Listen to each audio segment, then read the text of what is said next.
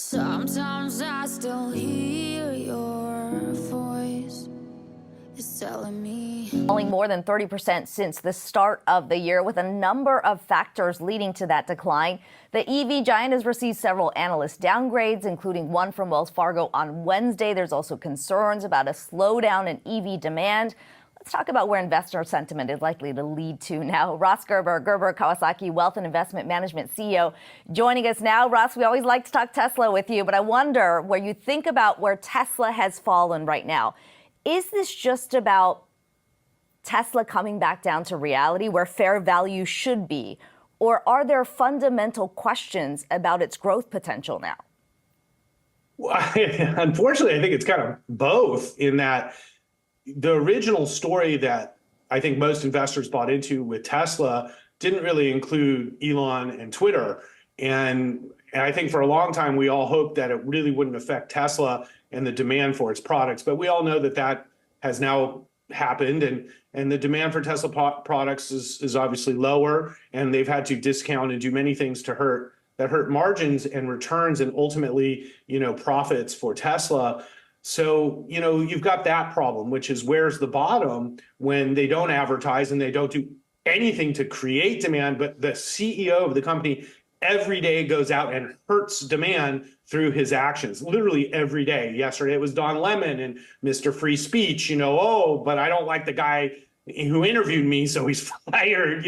That's not free speech. So I think, investors have had enough, and we see the fallacy in this business model now, where the king of advertising the brand is now the devil advertising the brand, basically. So Ross, this is tough, and I know you're someone who, this is a company that you like, that you follow. I love the company. Exactly. So how hard is it then to try and value this company that started off as a car company, then is considered more of a software company, and then you bring in some of the personality of the CEO as well coming into the mix? How do you end up valuing accurately Tesla? Well, the way we've always valued Tesla is a tech company. First of all, in its heyday, it traded 100 times forward earnings in the end of 21, when things were, as good as they could be for Tesla. So part of it is a valuation coming back down to earth. And when you align it with forward multiples from Microsoft, NVIDIA, Google, Apple, the Mag 7, let's say, 35 to 40 times forward earnings makes a lot of sense. So if you're looking at $3 for this year, that's how the Wells Fargo guy gets to 125. And so, 40 times earnings seems like a fair multiple for a company that isn't growing earnings, but has an incredible potential future. But, this could turn around very quickly if either like Tesla gets a real CEO who's actually going to help the company, or Elon changes his tune and actually comes back to working at Tesla and promoting the brand in a positive way. So they've got great products. The Cybertruck is amazing, but it's just literally a business lesson of an amazing company being brought down by its CEO. Yeah, but Ross, you said you value it as a tech company. What's the tech catalyst here?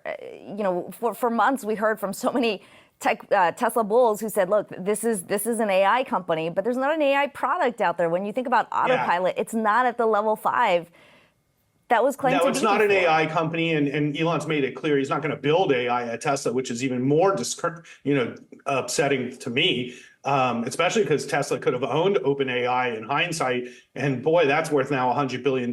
So, there's a lot of stuff going on here, but Tesla's technologies, battery technology and scaling advanced battery technology, 4 megapacks, for example, for utilities, the technology behind the Tesla manufacturing process, as well as the battery production process, not to mention full self-driving, which is still an impressive piece of technology. But what they've done is they've been able to scale EVs like no other company's been able to do in the world. And so we now see for sure the moat that Tesla's built is pretty deep, being able to make 2 million cars and nobody's even close. So I think, it's not a car company, that's for sure. Can you call a Cybertruck like a regular truck? It's not a truck company. So So I think it's a tech company, but it still doesn't change the reality that companies trade based off the perception of its future earnings. And now that perception has changed to a much lower perception of future earnings. And that's why there's so much pressure on the stock. And once again, it could be reversed immediately if Tesla took actions to improve the brand and advertise its products. I still hear your